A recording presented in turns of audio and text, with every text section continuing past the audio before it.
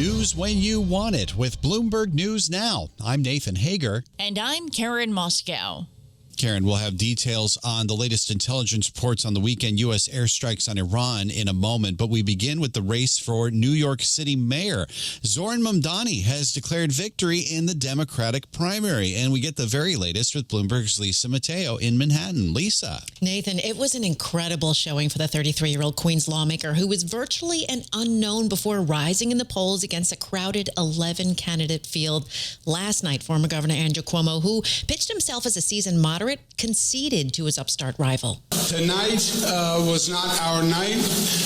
Tonight was Assemblyman Mamdani's night, and he put together a great campaign. According to preliminary results from the City Board of Elections, in the first round of ranked choice voting, Mamdani garnered 43.5% of the vote and Cuomo 36.4%. Now, coming in third place was City Comptroller Brad Lander at 11.3%. Lander and Mamdani had cross-endorsed each other. Now, Mamdani, who has vowed to freeze rents, seek tax hikes on corporations, the wealthiest New Yorkers, he addressed a crowd of supporters early this morning in Long Island City, Queens. Together we have shown the power of the politics of the future. One of partnership and of sincerity.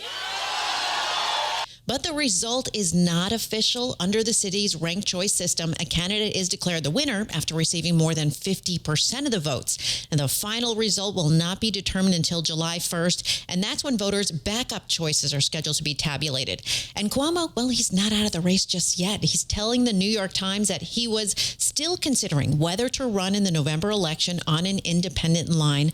Mamdani would also face Mayor Eric Adams, who is running this time as an independent, as well as Republican Curtis Sliwa, an independent, Jim Walden. Now, Michael Bloomberg, the founder, majority owner of Bloomberg LP, the parent company of Bloomberg Radio, has endorsed Andrew Cuomo. Now, if elected, Mamdani would be New York's youngest mayor in a century, its first Muslim mayor, and the first person of South Asian descent to lead the city. Lisa Mateo, Bloomberg Radio.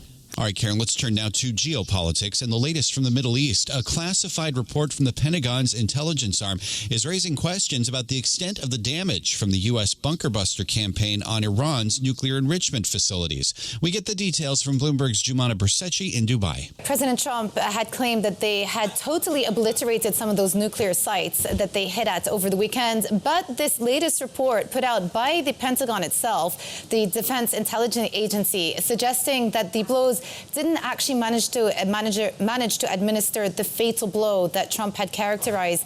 Instead, saying that at most it had set back the nuclear program by as much as 6 months. They didn't actually manage to severely cripple some of the core components of the program, especially those centrifuges that are embedded underground. It's Bloomberg's Jumana Bersecci in Dubai. Now, President Trump is disputing the report. We hear it was obliteration. It was a virtual obliteration. When you take a look at the ground above, don't forget the flame is all underground. But everything above, if you look at the before and the after picture, everything above is burned black. President Trump spoke at the NATO Leaders Summit in The Hague this morning. Comments heard live on Bloomberg Radio. Meanwhile, the truce between Iran and Israel appears to be holding. Israeli Prime Minister Benjamin Netanyahu says the immediate threat from Iran's nuclear program and ballistic missiles has been eliminated, though Netanyahu's military chief is warning Israel's campaign against Iran is not over.